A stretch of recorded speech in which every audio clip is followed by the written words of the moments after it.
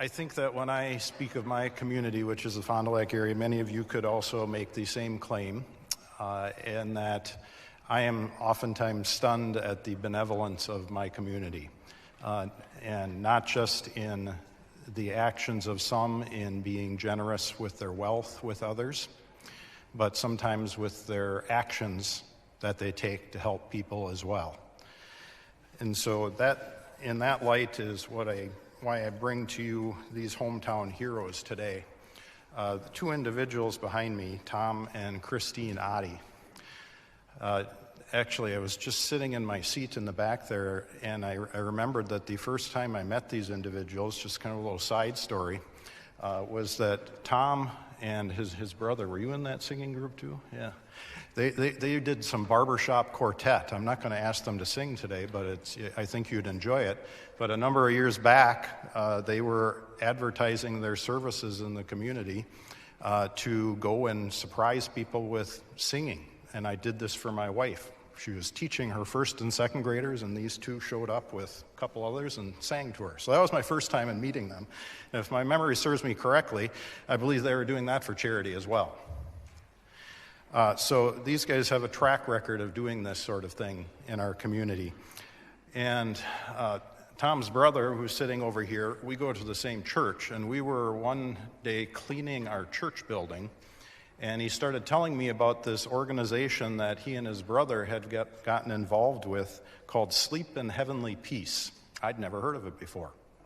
It turns out that their Fond du Lac has the 258th chapter nationwide of Sleep in Heavenly Peace. Now, perhaps some of you have one of these in your community. If you don't, I'm sure they'd be happy to talk with you about getting one started. And essentially what happens here is they make beds for children who do not have them. We have lots of organizations out there who help people who are in need, homeless and so forth, but this is the first time I ever thought of an organization that realizes that we have children who, and I know from being a teacher, you go to school some days and kids haven't slept well, and there may be a very good reason why they haven't. And if you can't sleep well, you can't learn well. And so we have kids who are sleeping on the floor, perhaps on couches that aren't so great. I even had the example here that they shared with me of a child who was sleeping in a dog bed.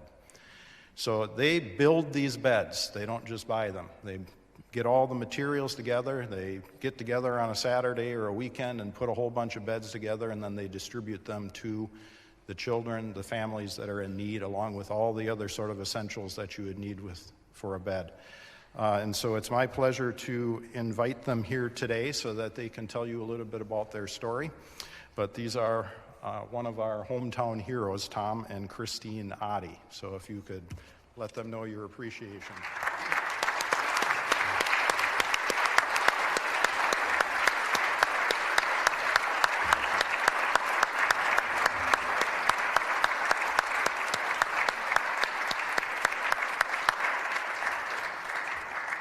Thank you very much.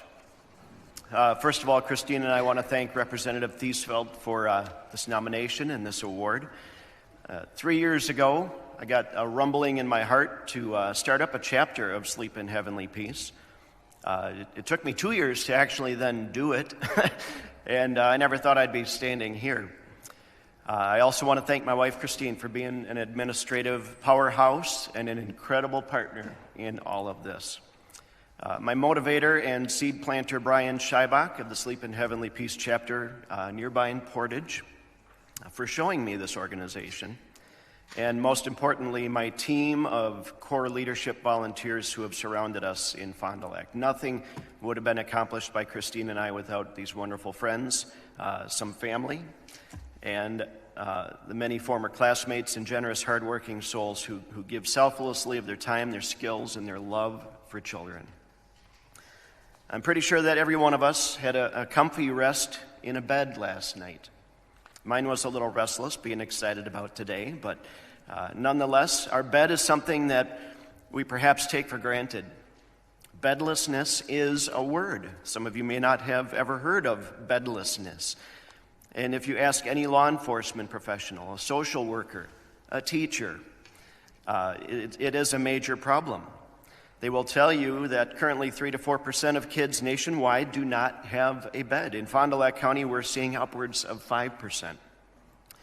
The first bed that Christine and I delivered was 8 blocks from our house. Bedlessness is right around the corner.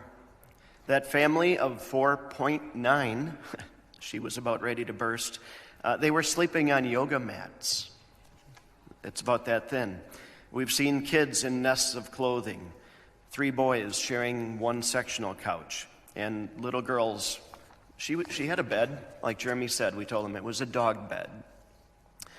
Children cannot rest well in these conditions. The floors are so much colder, especially in months like this. And when they go to school, they're falling asleep. They're misbehaving. They're not concentrating. They're even acting out. Sleep in Heavenly Peace strives to give each child a bed. No income requirements. Simply, if a child doesn't have a bed, we get them a bed. Our motto nationwide and now worldwide is no kid sleeps on the floor in our town or your town.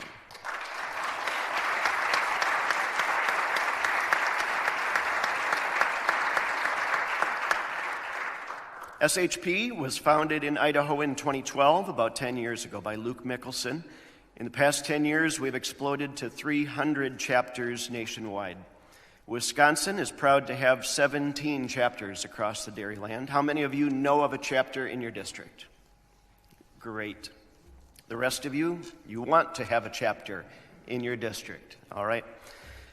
In our first 9 months, SHP in Fond du Lac has made nearly 200 free beds for kids with over 400 volunteers. We rely exclusively on donations, both financial and in kind. We have wonderful partners like Drexel Building Supply, the Cornelli family, Mid-States Aluminum, C.D. Smith Construction, who's working here in Madison, and Fond du Lac County. We create community in your towns. We bring 120 volunteers together for each build, and we build beds about a half a dozen times a year. We deliver them the rest of the year in between builds. They go out in small teams, providing the bed frame, a brand new mattress, brand new pillows, sheets, and blankets, and a message of hope that someone loves them and cares for them. Our hope is to get at least another 350 kids off the floor in 2022.